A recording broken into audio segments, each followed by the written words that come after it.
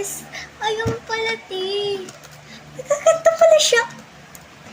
Ang aesthetic kasi. Pero mahaba siya. Ginawa ko na siya isa.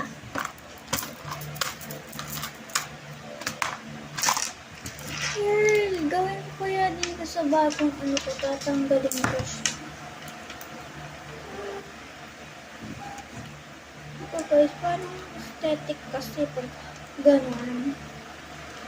You know,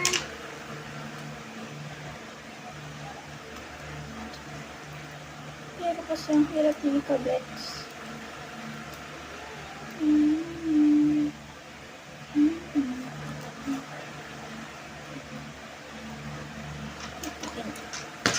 Para pag flex ko na. Tapos, hindi ko much siya ginagamit. Kasi niyo ba yung trend goes like, diba ganyan siya sabihin ng isa, back, boom, back ba yung tas, hindi ko alam, pero siya may pake. No? Kaya hindi mo naman kailangan ni perfect talaga siya. Ayan. Ito yung ginawa ko. So happy. Mag-iara ko eh. Cute naman kasi. Ayan lang. In-update ko lang kay Abday.